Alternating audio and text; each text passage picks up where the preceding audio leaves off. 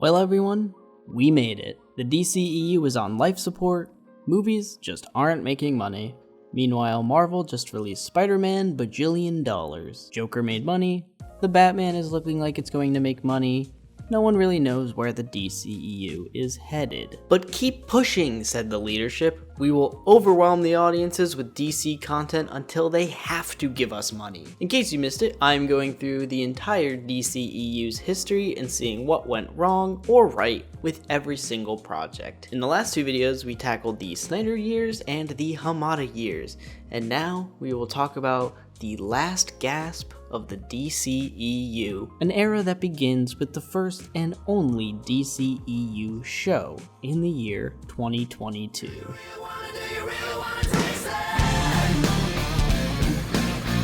During the COVID lockdown, off the back of finishing up The Suicide Squad, James Gunn started writing a spin-off show based on the character Peacemaker. Eventually, DC approaches him wanting some content to beef up the library on HBO Max, and immediately Gunn came to them with Peacemaker. And sure enough, it was put into production with Gunn writing every episode and directing 5 of them. Much like The Suicide Squad, DC pretty much left James Gunn alone to do whatever he wanted, even though they were a bit uncomfortable with just how much the word fuck was used, and having Peacemaker say some outlandish stuff about iconic DC characters. Superman's an alien. He's got a poop fetish. What? Get the fuck out of here. Batman doesn't kill people. Because he's a pussy! He's a dark creature of the night. He's a jackass! Yeah, I met the Flash.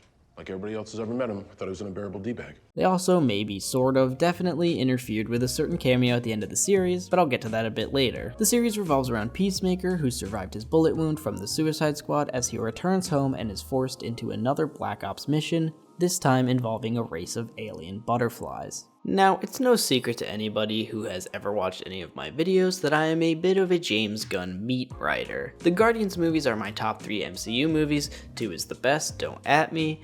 The Suicide Squad is one of my favorite comic book movies of all time, so I was more likely than anybody to really enjoy this series, and I did. It is admittedly my least favorite Gunn project for reasons I'll get into, but I think there are a plethora of reasons that this show still works on many levels. For one, this actually functions like a TV show. In the era of the new Marvel Disney Plus shows, a lot of them felt pretty lackluster. Being limited to 6 episodes and almost always falling apart in the finale, it left a lot of fans pretty exhausted. Marvel marketed them as 6-episode events that would feel like movies, and that ended up crippling most of the shows, because episodes just felt like they ended with no rhyme or reason. But Peacemaker, on the other hand, functioned like a show. Episodes end with enough intrigue to keep you watching, but don't leave you hanging. I ended every episode going, yeah, that's about where it should end. I think Gunn knew that he was making something that needed to be paced completely differently from his movies, and it was really refreshing to see that after many frustrating Marvel shows. I also loved the whole cast here. John Cena really gets to flex his acting muscles, and he is really great as this character. Freddie Stroma as Vigilante is hilarious. Nope.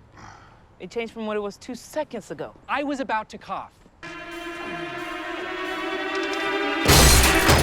What the fuck are you doing? I don't have to tell you that, motherfucker! Plus, Danielle Brooks and the entirety of Team Peacemaker are great and get plenty of depth. Like I've praised before, each character gets an arc and none feel inconsequential. Also, the greatest opening credits of all time. The costume design is great, and I love how the music is entirely different from what we've come to expect from Gunn's projects. Having the whole show soundtrack to metal gives it a unique energy. The show is a lot of fun, but still provides us a few really intense emotional scenes. I think Peacemaker's entire arc is honestly genius. Having him kill his dad, reject the easy path to peace, and end up on equal footing with the Justice League is such a smart way to drag him out of the horrible place he was at the start of the series. You genuinely buy the relationship building between these people. The photo from inside the van feels like an actual candid you'd have of your friends in real life. But like I said before, it's not my favorite Gunn project for a couple reasons. I think the show's very heavy-handed with the jokes, and specifically the toilet humor, which I understand is intentional for an action comedy, but for me it was a bit much. While I think the action has some really fun moments, there wasn't a big wow moment for me in terms of the choreography. I also think that at times, the pacing can just be a bit weird in general. Don't get me wrong, this is in no way a bad show. It's a good show, but it's just a little too Deadpool for me. So the reception to the show was very good. Most people really enjoyed the series and watched it week to week. Many people consider this Gunn's best work, I think he himself even said the same. It's very hard to get a read on just how popular these streaming shows are because companies like HBO like to hide that information. But it's very likely that it was really popular and possibly HBO Max's most in-demand original until we had The Last of Us this last year. Now, in terms of meddling, I mentioned earlier that DC didn't like little aspects of the show, but for the most part they kept their hands off. The biggest example of meddling was probably the Justice League cameo at the end of the show. At the end, we see 4 members of the Justice League show up. Aquaman and Flash get full-on cameos, while Wonder Woman and Superman are just silhouettes. Apparently, Batman and Cyborg were supposed to also have silhouettes in the lineup, but DC said no. Cyborg because of their very public feud with actor Ray Fisher and his firing from The Flash. And Batman because at this time they were planning to replace Ben Affleck with Michael Keaton. So no Batman or Cyborg in the Justice League lineup. Other than all that stuff, Peacemaker was pretty immune from the whole studio meddling thing and was a good enough show to get a season 2 greenlit. Even now that the DCEU is done and we're getting a new universe, the Peacemaker show is continuing on. Although I bet Gunn is kinda kicking himself for those Justice League cameos, because other than that, the Suicide Squad and Peacemaker are pretty independent. Good show though. Next.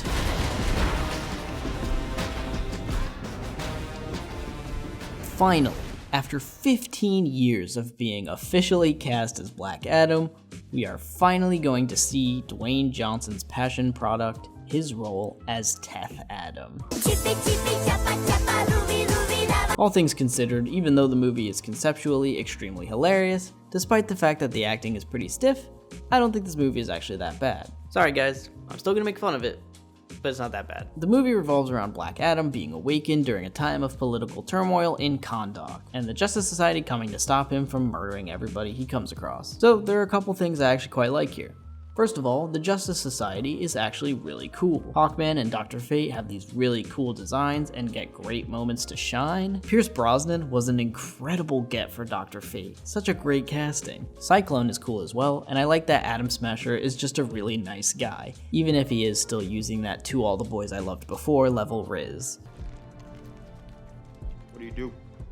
Black Adam's second suit is very cool and well designed, and while he may not be great, Dwayne Johnson is actually trying to play a different character here instead of a guy in a tan shirt in the jungle. I like how Black Adam is always floating and how he just bursts through walls instead of going through doors. Oh no! Oh no! Oh no! Oh no! Oh no! Oh yeah! That's a lot of very surface level stuff to praise, but this is a pretty surface level movie. The funniest thing about this movie is that this is what Dwayne Johnson's passion project was. I swear he must have only seen this image of the character before, and that was what he judged his entire basis off of. The reason I say this movie clearly hates the character of Shazam. If you don't know, Spider-Man has the Green Goblin, Batman has the Joker, Superman has Lex Luthor, Shazam has Black Adam. He is the Shazam villain. Most people cannot name a second Shazam villain. Dwayne Johnson only ever cared about fighting Superman. He talked about it all the time. He teased it, Black Adam would fight Superman, most people were really confused by this. Imagine, Marvel made a Venom movie without Spider-Man, and instead of teasing that he would fight Spider-Man, they kept teasing that he would fight Carnage. Wait a minute. So, in the actual movie, the distaste for the character of Shazam is so obvious. Every time Black Adam says Shazam, Dwayne Johnson almost seems embarrassed. Shazam. Shazam. There's a scene where this kid, who I will shit talk in a minute, names a bunch of superheroes that Black Adam is like, and he forgets to mention the 6 heroes with the exact same costume and powers as him.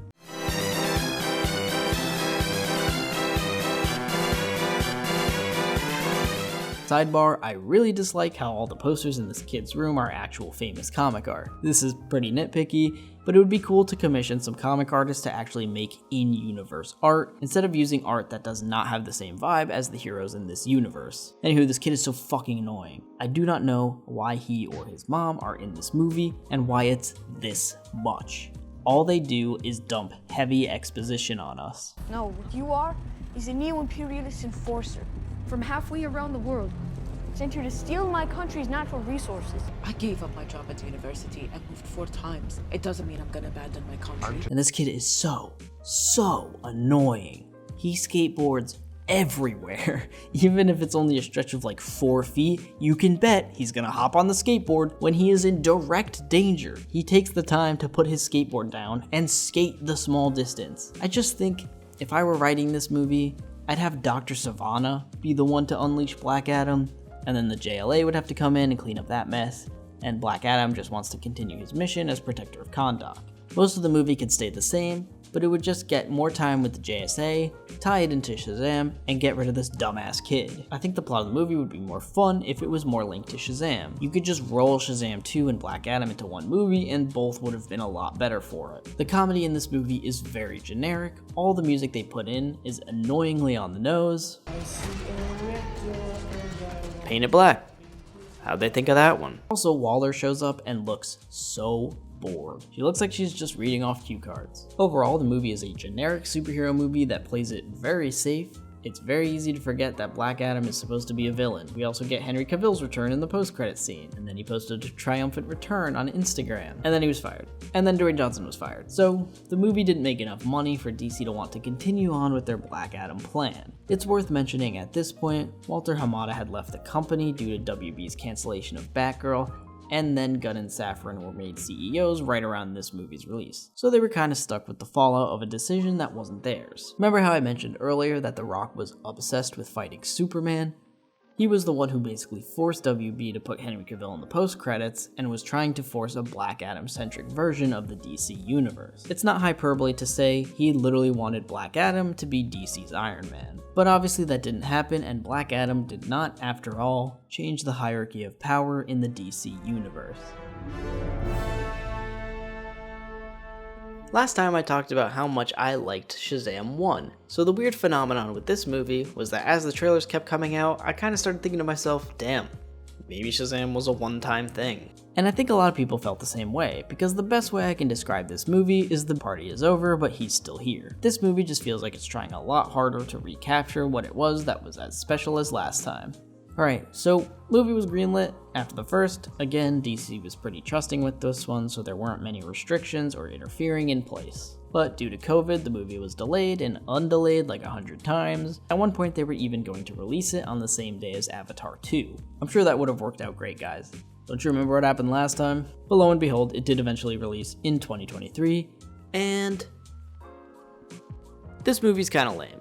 I will defend Shazam 1 to my grave, but Shazam 2, I would use as a human shield. I think the worst thing about this movie is just that it's not that fun of a premise, and I think that's in no small part due to the filmmakers deciding not to use a comic villain and just make up their own. I think Lucy Liu, Helen Mirren, and Rachel Zegler are all pretty good, but this just isn't a very interesting conflict for Shazam to face. Especially after we had Mr. Mind teased in the last movie, I would have easily preferred Mr. Mind and a return from Dr. Sivana in this movie, because I always love a returning villain. Remember how I said it'd be cool if Sivana was the one to unleash Black Adam in that movie? Having him be in that movie and this movie would be a great way to tie those together and prep us for a Shazam vs. Black Adam movie. If only Dwayne Johnson liked the character. But that didn't happen. And I won't go on and on about what should have been. Let's talk about what it is. The movie follows the Shazamily as they're struggling to work together as a team before they get involved in a plot by the 3 ancient daughters of Atlas. I think the worst part of this movie is the humor, and there are a lot of jokes that just flop. Taste the rainbow, motherfucker!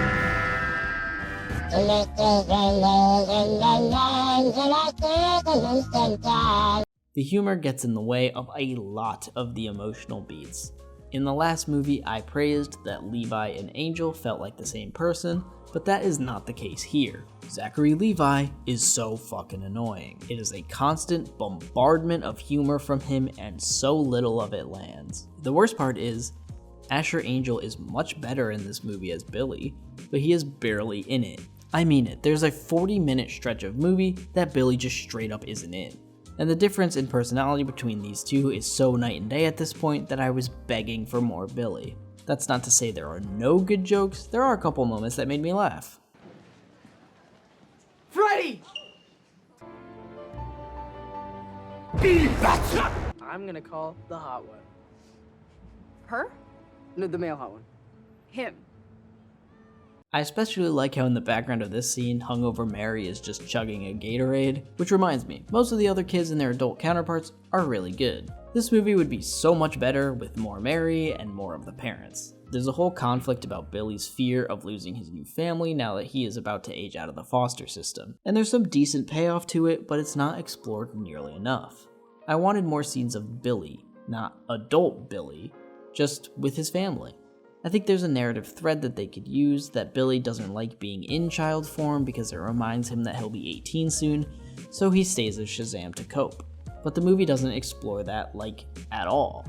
It feels like they just wanted to have more Levi. Another thing I don't like is how this movie looks. There's a feeling of cheapness and heavy green screen. I'm not even saying that's the case, but that's just how it looks.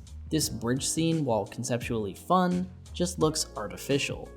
Not to mention, it has an incredibly lame needle drop. No way, shut up! Did I just save you while you were listening to this song? Don't even try after it was perfected.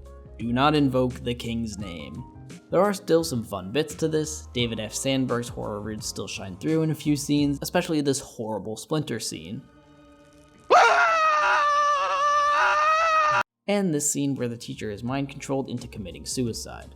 By the way, movie pretends this teacher was helpful in this exchange, but he did nothing. He's like, yeah, Freddy, been there too. Like, bruh, do your damn job, get them in trouble. I like the little touches like the way the lair is decorated and how Eugene is going around documenting the room of doors. There are moments of fun in here to be sure. It's not Wonder Woman 1984 levels of dull. I just think I would like it more if the finale wasn't ridiculously long and drawn out. It just keeps going and alright, I get it already. And then Billy dies. But don't worry, he's brought back by... God fucking damn it. This is absolutely hilarious. Not only is Gal Gadot not actually in the room, but this is such a lazy way of solving the problem, and the scene itself is so stilted and awkward. Yeah, it was established earlier in the movie, but still, it's not satisfying, nor is it even a cool cameo. And WB spoiled it in the trailers as if that would get butts in seats, much to the director's chagrin. And no, it didn't get butts in seats. No money again. Damn. Look, I think the number one thing that went wrong here is that the movie didn't look that good. The trailers were annoying and didn't really have anyone clamoring to see the movie. I'm doubtful we'll see these characters return in the James Gunn DCEU. Apparently they were told that there's a chance, but since no one really liked this movie, that offer was likely rescinded behind the scenes. But DC's next film was the ace up their sleeve, the one that would change the public's tune on the DCEU. Oh boy, there's a lot to talk about with this movie. So, back in BVS era, a movie based on Ezra Miller's Flash was announced with directors hired and fired and hired and fired and put on hold and shopped around to a bunch of other directors. The new director was hired, and oops, the new director was fired, and finally, Andy Muschietti was hired to direct. In all the shaking up, the movie was constantly changing release dates and plots. Sometimes it was Flashpoint, sometimes it wasn't, but Warner Brothers definitely wanted it to be Flashpoint. So then, in the aftermath of Justice League, Cyborg, who was meant to co-star in the film, was written out because of WB's ongoing feud with Ray Fisher. And then the news floodgates opened. Casting for Supergirl, recasting of Henry Allen, and a casting for Nora Allen, revealing to us all that it would indeed be Flashpoint. And then, the big one. Michael Keaton will return as Batman in the film. Now, a lot of people in the real world do like and have nostalgia for Keaton Batman, but I think a lot of comic fans were pretty upset at this for a number of reasons. Number one, a lot of people don't like Keaton Batman and how he's such a different version. Number two, they were worried that DC was planning on bringing Keaton in as the main Batman permanently, which is totally what they were planning on doing. And three, they were worried that this Flash movie would barely be about the Flash and would instead just be nostalgia baiting mess of remember this, remember this. Safe to say, people were not looking forward to this movie. WB noticed this, and they started a bizarre marketing campaign where a bunch of celebrities started coming out of the woodwork to talk about how good this movie was. People like Stephen King, Tom Cruise, even James Gunn got in on the action. Oh, and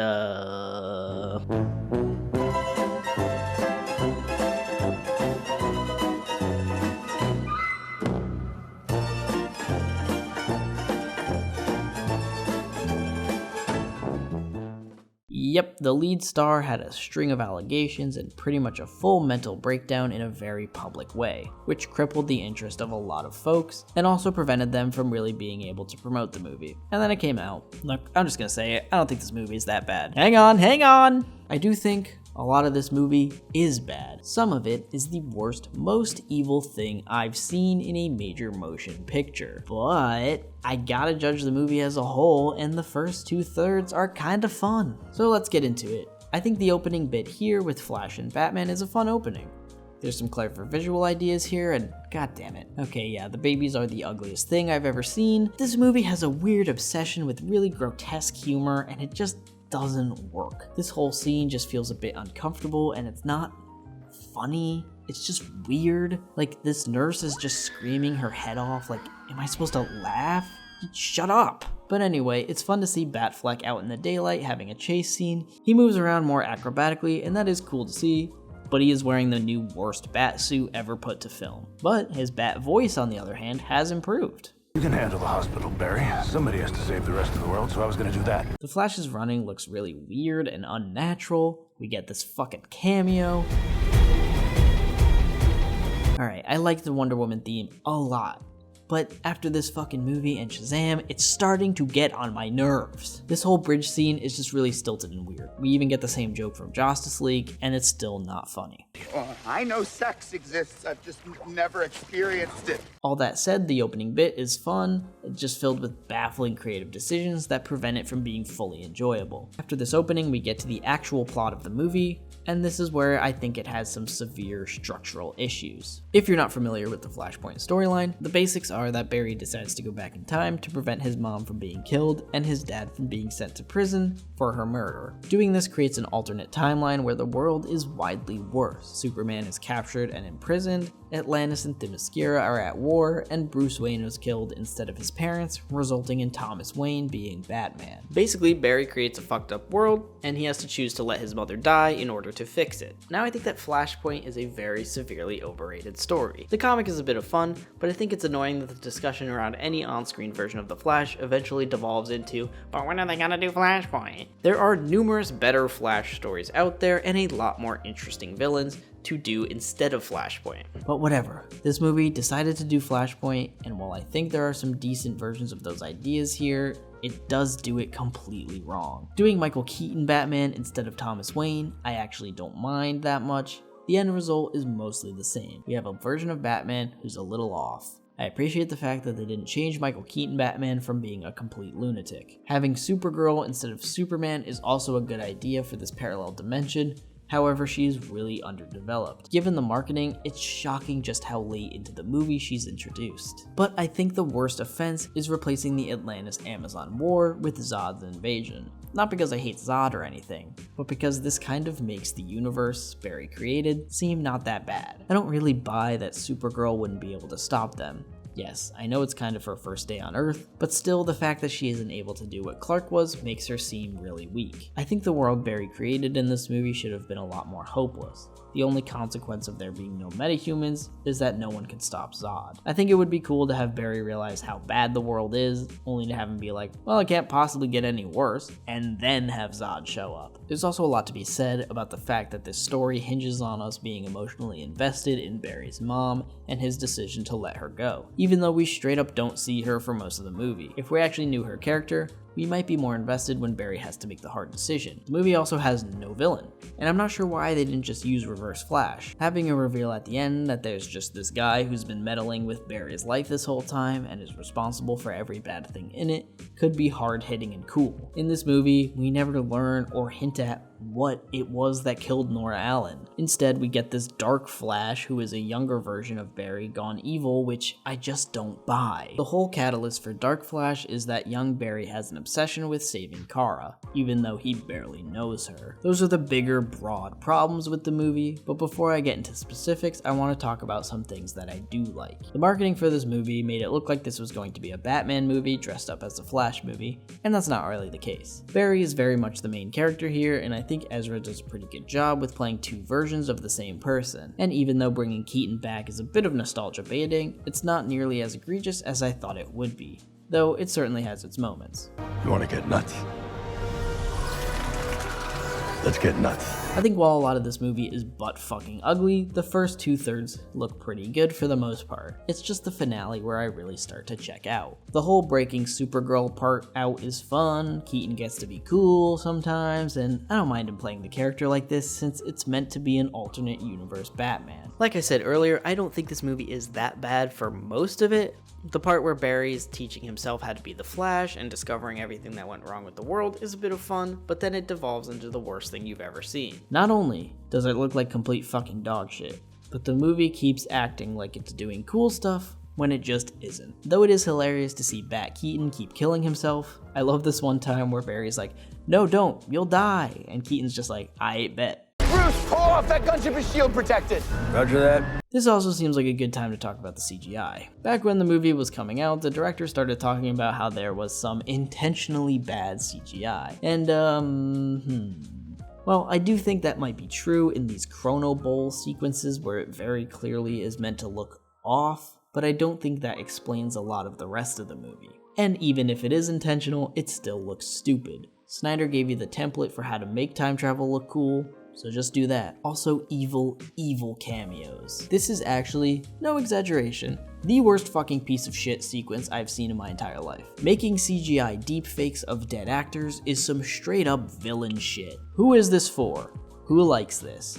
Not only do they look like shit, but conceptually this whole sequence feels sinister. George Reeves did not have an estate and did not give permission for this. The role of Superman is partly responsible for his mental anguish. This is just straight up wrong. I don't care who you are. There are plenty of alive DC actors who you could do this crap with. Brendan Routh literally plays the same version of Superman as Christopher Reeve, so you could just get him for this. There's actors from the Arrowverse, there's Keanu Reeves, like, just don't resurrect dead people. They even got Nicolas Cage to do it, which conceptually I'm fine with, but then they made it look like garbage. Like, really?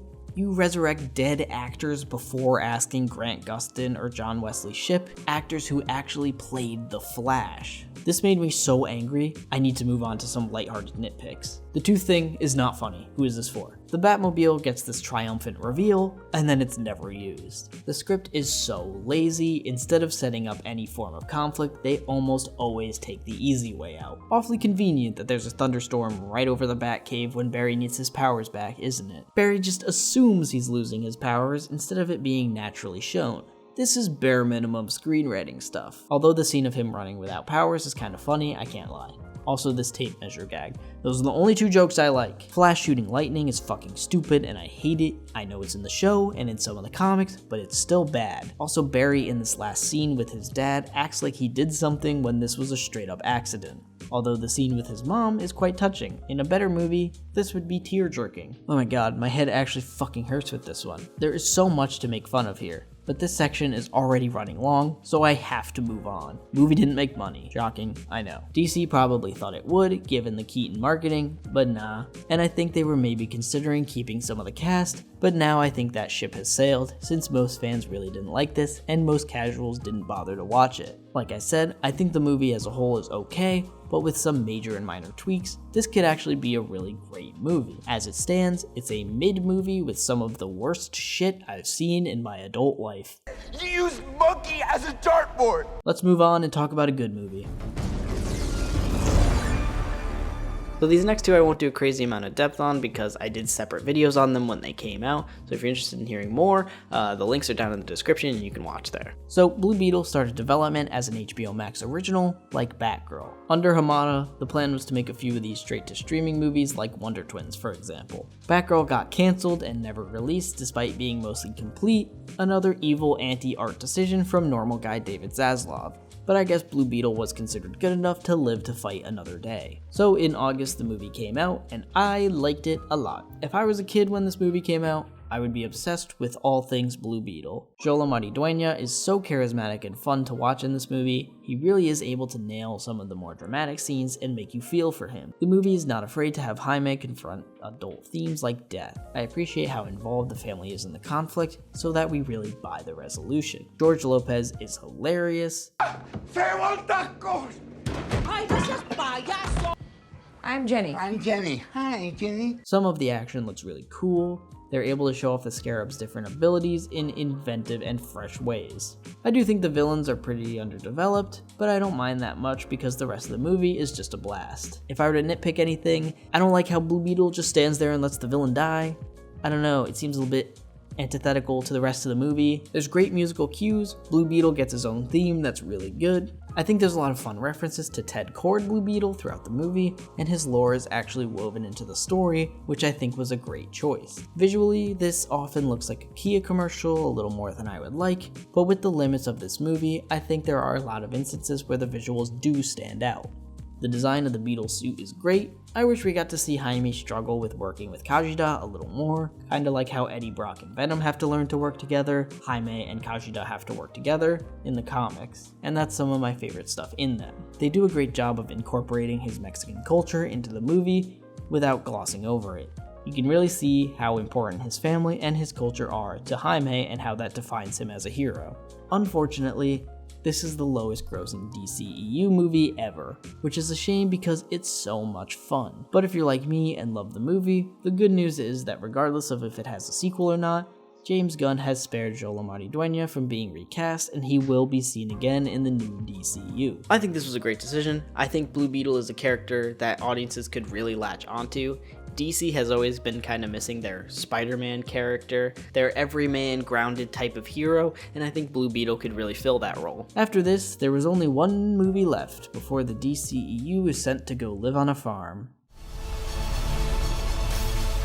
Again, I just did a video on this movie, so spare me if I don't have that much to say, but after the success of the first Aquaman, the only movie to make money in the DCEU, greenlighting a sequel was a no-brainer. James Wan was returning with most of the original cast, except Willem Dafoe. Somewhere along the way, rumors came out that the movie was doomed. Amber Heard was very much in the public eye due to the trials involving Johnny Depp, and rumors swirled that she was being cut out of the movie. This ended up not being true, and she's in it a pretty fair amount, but people were still a bit skeptical of the movie and what it would end up looking like. Then some early reports started leaking that Batman was going to be in the movie, played by Keaton, and then that was changed to Affleck, which was confirmed by Jason Momoa. And then that was changed to no Batman, likely after Gunn and Safran took over. Also, reports came out that audiences hated this in the test screenings and actually walked out. So the movie had a reputation as a doomed child of DC, and WB decided that they would quietly release it and pretend it never happened, so they barely marketed it. And sure enough, it was fine.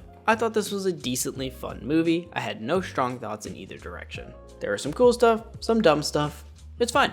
First, I really liked Orm's role in this movie. I think making this a buddy cop scenario with the two of them was a great idea, as they have really great chemistry. Like the first one, this one visually looked really good and had some innovative action set pieces all throughout. Having Black Manta return as the villain was great as well. I mentioned in the Shazam 2 section that I love a returning villain, and this is no exception. What's cool about this movie is that it ends in a way that kind of makes it feel like Aquaman and Aquaman 2 are part of one larger story. It doesn't feel like sequel setup or anything, it feels like these two movies make up the whole Aquaman story in the DCEU. I'm glad it ended naturally rather than setting up things we would never see. I think the plot here is kind of stupid. Having a magic trident that possesses Black Manta is kind of less fun and interesting than just seeing Black Manta attack Arthur on his own merits. I do wish this movie fleshed out Atlantis a little more. Since the last movie was all set up, this would have been a good opportunity to revisit Atlantis and show us more of the inner workings. But instead, most of the movie takes place on land, and overall the movie's just kind of forgettable.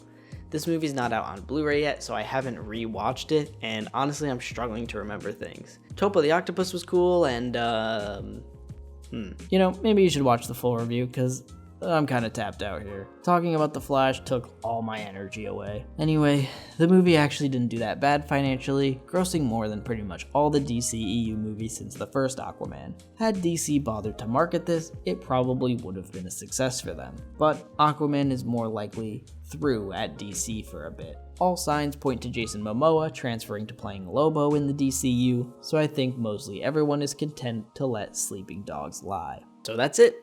The entire DCEU and its history recapped. All things considered, this was not really a fun time for anybody. We got some good things in there, we got some radically different movies, and a universe that barely ever felt like a universe, but now it's finally over, and DCEU, you can rest now. But before we go, I gotta rank every movie, so here we go. We're gonna go as quick as we can. Number 17 is Justice League. This barely feels like a real movie, and it's horrible. I'll never watch it again. Number 16, Suicide Squad. It barely functions, it doesn't make any sense, while simultaneously being ugly, unfunny, and boring. Number 15, Wonder Woman 1984.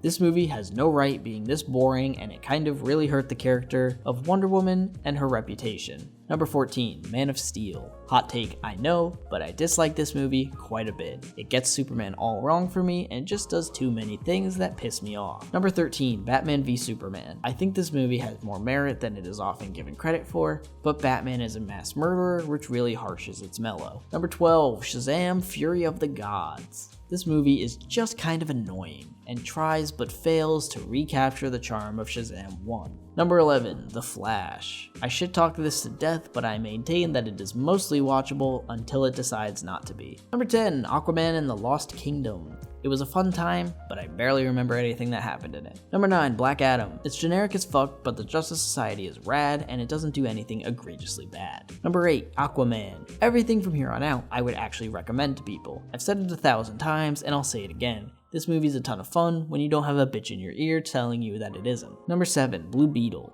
This is a great intro to the character for those unfamiliar, and I would happily watch more of these movies with this cast. Number 6, Peacemaker. It's my least favorite James Gunn project, but it's still miles above most stuff and miles above all the Marvel Disney Plus shows. It's content to be a TV show, and it succeeds at it. Number 5, Zack Snyder's Justice League. It's a surprise to be sure, but there's too much rad shit in here for me to dislike this movie. Yes, it's long, but I treat it like a special event to watch every now and then. Number 4, Birds of Prey. Fuck you guys, this movie is a joyride and functions really well as a Harley Quinn solo movie. Number 3, Wonder Woman. I maintain that this is still a fantastic superhero movie. It reinvigorated the character for the next generation. Number 2, Shazam. It was a surprise to me when I saw it, but this is one of my all-time favorites as it clearly loves and respects the character. And number 1 is The Suicide Squad.